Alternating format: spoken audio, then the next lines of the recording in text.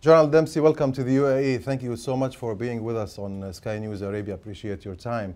Let me start with your visit here. You're here for the Joint Strategic Military Dialogue. Tell us a little bit about this. What's the purpose of this and how will it make the UAE and the region more secure? Well, it's good to be back, Mohammed, and to have a chance to chat with you and some of your viewers on many topics, that chief among them, I think.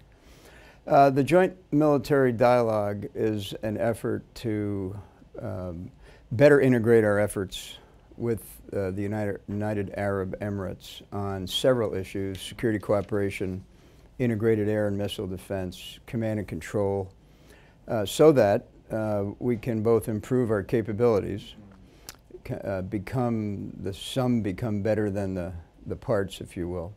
And also so that we can continue to make it clear to other actors in the region that our partnership is intended to produce greater stability. So you ask, how will it produce greater stability? The better we interoperate with each other, the better able we are to share our capabilities, to understand each other, and to exercise, I think the more stable the region will become. To be more specific, how does the U.S. intend to help the region, the Gulf Cooperation Council and the other countries in the region, to meet their security needs? Well, you know, I think really the answer to that is it's not about the U.S. helping the GCC or the GCC helping the United States of America. It's about a partnership. And we've had a long historic relationship with the United Arab Emirates and with many members of the GCC. And to the extent that we can refresh our partnership, refresh our understanding of threats, refresh our capabilities, to the extent that we continue to do that and not take each other for granted, I think we'll be a much stronger, both bilaterally and cooperatively. There is a perception among some here, General, that the United States is politically exhausted, if you will, with the withdrawal from Iraq, more than a decade of wars, withdrawal from Iraq, now we withdrawal from Afghanistan. Some think that, you know, in the not too long future that the U.S. will be also have to probably begin to draw down in the region. It would be a mistake to come to that conclusion. In fact, it would be a mistake to decide that we are politically exhausted or weary militarily. I hear that myself, but that would be a real mistake to come to that conclusion. Here's why. I mean, I think what you're seeing us do is to take a look at the way, let's take Al-Qaeda as an example. Al-Qaeda, which was kind of a very centralized organization, it based in Afghanistan and Western Pakistan. We put pressure, with the help, by the way, of folks like our United Arab Emirate partners. We put pressure on Al-Qaeda in its home, but it adapted, and in fact we've been very successful at that, but it adapted, as any thinking enemy will often do, and they have migrated elsewhere. They've decentralized. They've taken advantage of unsettled and ungoverned spaces elsewhere in the Middle East and North Africa. And so when you take a look at the way we're approaching that as a long-term problem, I think it'd be better to describe it not as weariness or wariness, but rather as a rebalancing of our efforts to build partners, to enable others, to do certain things ourselves, but that ought to be the last resort, to do things ourselves. We for the most part, ought to address these kind of challenges collaboratively with partners. But in the overall picture of the military strategy of the United States and the cutting down of forces and all this, how does this affect the region here? Well, I don't think it'll affect the region in any way but positively if things like this joint military dialogue can continue to occur. I mean, yes, we are going through a period of retraction in our budget, but it's a matter of history. We go through this about every 20 years. And the United States still has the military capability to do many more than one thing at a time. And so it's not it'd be a false dichotomy to suggest that we will either be in the Pacific or we'll be in the Atlantic or we'll be in the Middle East. I mean, frankly, we have global responsibilities, we have global partnerships. It's actually one of the greatest strengths of the United States is its alliances, is its partnerships. unlike some others who aspire to become great powers, but they don't have friends. They don't make friends. They don't make partners. They try to go it alone. And we, on the other hand, tend to see our strength through our partners. When we talk about the security issues in this region, one has to talk about Iran. Iran is a major player in this region, as you very well know. And there has been negotiations between Iran and Western countries, Russia, the 5+1 group, on nuclear issues. Some of your allies in this region are a bit wary, a bit hesitant about this. How can this go on the one hand, and at the same time maintain the security needs and allay all these fears that people have here in this region about Iran? Well, look, I personally think solving Iran's nuclear aspirations diplomatically is a far better outcome than if we have to use military force. Now, that said, we maintain both a credible and capable amount of military force in the region, so that if the diplomatic track fails, it's available to my leaders and to whatever allies we would find seeking common purpose. But we've said very clearly, Iran will not acquire a nuclear weapon. Now, if they take the opportunity presented and come to that conclusion diplomatically, I think everyone will be better off. But let me also make mention of the fact that that won't solve the challenges that Iran poses to this region. They exert malign influence in other ways, to include surrogates and proxies. Lebanese Hezbollah, the IRGC Quds Force. They are the region's biggest trafficker of weapons. They're very active in a malign way in cyber. So there's plenty of things that cause me concern about Iran, both regionally and globally, that will not be solved even if the nuclear issue is solved. So I think it's important for the people in the region to understand we do seek a diplomatic solution to Iran's nuclear aspirations. But Iran's got some other things for which they will be held accountable unless they change their behavior. Does the U.S., at least this administration, believe that Iran can play a positive role and not a destabilizing role in this region? Well, I don't know that, I wouldn't say that we believe it or disbelieve it. I think that's a path that we would like to leave open to Iran, and perhaps the negotiations on the nuclear issue will start them down that path.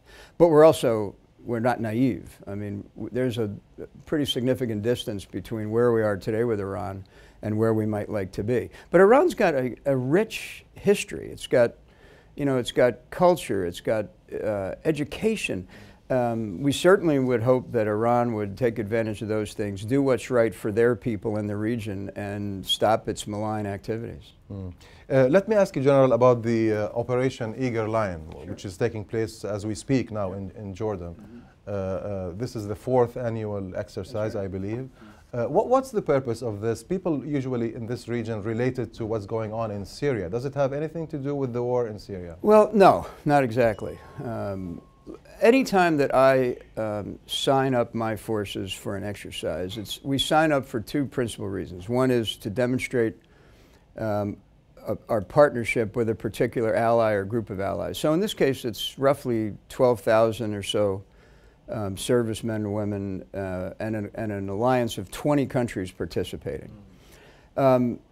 But the second thing is it's actually got to make us better. It's got to make us better individually, and that is to say the forces that I deploy. I want them to come out of the experience better prepared, better trained. And I want it to allow us to come out of the experience better able to operate with partners. To that extent, it should be seen as us continuing to try to improve our capabilities in this region of the world. But it's not aimed at any particular issue in Syria, although we continue to be very alarmed about the path on which Assad is taking his country. But the exercise itself is not aimed at Syria, though the capabilities that we hope to develop will certainly be available for any contingency when they're needed. Does this include the possibility of dealing with the chemical weapons threat? Well, the chemical weapons are actually, there is a path, a defined path. The Syrian government is generally on that path with a few exceptions. And my charter from my elected officials is to maintain the credible threat of force should they stray from that path. And we're prepared to do that if Assad doesn't continue to remove the chemicals according to the agreement he made. Operation Desert, Eager Lion, does it include leaving forces in Jordan after the exercises are finished, and assets as well? Because last year, I believe a detachment of F-16s and Patriot missiles and even personnel were left behind. Yeah, that's right. Last year we did. Last year the situation was a little different. We don't anticipate leaving anything behind this year, but I always have that option with the consent of the Jordanian government. But at this point, while I'm having this interview with you, there's no plans to leave any of those assets behind. No requests from... No, not at this time. Let me move on, General, to Syria. Syria, as you very well know, the war has been raging for over 3 years now, over 160,000 people killed, millions of refugees.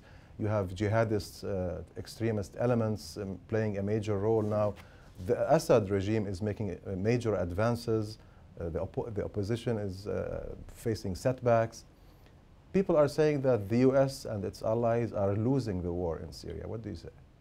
You know, the people that are losing are actually the Syrian people, and it's just a terrible tragedy. But as you know, the path that we're currently following is a path that allows us to do several things. One is we're trying to see the Syrian issue regionally. It's not an issue unique to Syria. I mean, the same influences that are causing Syria and the Syrian people such suffering also exist in Western Iraq and exist in Lebanon. So it's very much a crisis that extends from Beirut to Damascus to Baghdad. And we're trying to work with regional partners, both to strengthen their capabilities on the one hand, and also to build a political and diplomatic consensus to continue to pressure the regime toward the Geneva path that would allow this to be resolved with a political solution. My role is to maintain a certain presence in the region, to make sure that that presence is militarily capable and prepared, and I'm doing that. I haven't been asked to provide any military options to do anything further in Syria, but we are spending a great deal of time and energy training our regional partners, providing humanitarian assistance, and in other ways trying to mitigate the effects of it. But internal to the country, it's just simply a tragedy, and one that's been precipitated by a regime that doesn't care for the majority of its population. The Syrian opposition, as you know, have been asking for help, military help in particular. They say that the Assad's allies are with him steadfast since day one. Iran, Russia, Hezbollah providing him with military aid, with fighters, while the allies of the opposition have been very hesitant, very unclear about their objectives. Why don't you give them the military means they are asking for? Yeah, I was with you until you said, why don't you give them the military aid there? Because you said the right thing, the allies. So why don't we give them assistance? And we are giving them certain kinds of assistance. Non-lethal assistance, that's right. But look, part of the responsibility also resides with the opposition itself. It hasn't presented a common face and a common purpose and a common set of leadership that we've been able to connect with. And so we're doing, as much as we can, given the constraints with which we're faced, and trying to build that kind of consensus. We're being blocked in international bodies like the United Nations by Russia and others, and that's not helpful, and I actually can't understand why they're oblivious to the humanitarian crisis that they see unfolding. And in the meantime, as you've said yourself, there is this emerging threat of extremism filling some of the void. So it is a regional problem, it's an international problem. We're eager to be part of a solution, but on the other hand, we've got to have willing partners across not only the region, but internationally. Are you in the military institution on the same wavelength as the political institution in Washington when it comes to Syria? Do you see eye to eye on this? Because I've read some comments that you have made not too long ago in Washington, the Atlantic Center, I believe, saying that we're not giving the opposition what they need to basically tip the balance of power? Yeah. Well, in the first place, as to whether we're all on the same sheet of music, it's a very complex piece of music. And so, you know, well-meaning people can disagree about what types of solutions might be most applicable to these situations. So we've had some very important discussions about how we can help resolve the situation in Syria. To your point about my comment that we're not helping the Syrian opposition, it's because of my belief that it's not simply about giving them the tools of war to confront the regime and somehow tip the balance. It's also about preparing Syria for the day after that. That is to say, regionally, there ought to be greater interest paid, in my judgment, to preparing Syrians to control Syria after this terrible conflict changes its current face. And frankly, I don't see that effort occurring. And so we could be faced with a situation where we're in a frozen conflict for some period of time because we haven't taken on, and I say we, meaning regional partners and the international community, haven't taken on the task of helping the opposition become capable of governing in a post-war climate. And that's an important piece of work. One of the lessons, by the way, that we've learned in other places in our recent past. Now, there is talk in this region, at least, about the Obama administration re-evaluating its Syria policy. Some even go further to say that there will be direct military aid given to the Syrian opposition. The talk is about shoulder-held anti-aircraft missiles, TOW missiles. I think there is even a pilot program going on to provide the opposition with TOW missiles. Is there anything like this? Is the Obama administration rethinking its whole Syria policy, at least on the military side? Well, because we have so many allies and partners in the region, we're constantly reevaluating the situation, the way the threat changes, the way the political dynamic is changing. So it shouldn't surprise you to know that we're constantly reassessing what is occurring and how we may influence it. As for where that will take us, I can't speak any further about that at this point, other than to say that it's a constant source of interest and a constant source of concern of ours. Do you personally think that there is more that can be done to help the opposition? Well, recall what I said a moment ago. Of course I think there's more that can be done, but typically that conversation goes to a particular weapon system. You know, should we give them TOW missiles? Should we give them anti-aircraft? The real issue for me is how do you prepare them? How do you do that, but also prepare them in the event they succeed? And I've said repeatedly that unless I can fully comprehend, if we can get a whole of, you know, a regional effort to answer that question, what happens if the opposition succeeds, or what happens if it does not? I think we'll be dealing with this tactically when what it really requires is a bigger strategy, a longer-term effort and a regional approach. Do you worry that in case the Assad regime falls, that the extremist elements will take over? I worry about everything, to include that. But there's other, you know, there's other scenarios that would be equally dangerous. That's the problem. There's any number of scenarios, and we tend to focus on one. And I think we can be smarter than that as a group. Afghanistan. Yesterday we heard President Obama saying, you know, making clear the plan for Afghanistan, that the troops will be about 10,000 or so in the next couple of years. Some in Washington, especially in Congress, say that this is not the way to be done. I mean, you cannot put a timeline, or you cannot set the clock in Washington about the withdrawal. Troops have to be there until they are no longer needed. But what do you have to say? Well, what I have to say is that based on what we've seen the Afghan security forces accomplish recently, big events, the Aloya Jirga, they accomplished the protection of a New Year's celebration. They've accomplished the protection of several religious holidays. They've accomplished the protection of their elections. They've been engaged in several very significant fights, both in the Northeast and in the South. And in each case, they've performed very well. Tactically, they know how to fight. They truly do not any longer need our help on the fundamentals of fighting. Where they do need our help, and will for some period of time, is in building the systems around an armed force that will pay them, will feed them, will allow them to prepare a budget, to house them, to supply them. And those are kind of institutional level challenges that we can provide assistance for that at smaller numbers than we currently have in Afghanistan. And by the way, the Afghan people themselves are eager to begin to control their own destiny. And so what you've seen in the announcement is that the President of the United States made a decision that we would remain engaged regionally. That's from the capital, but as well across 4 of the regions.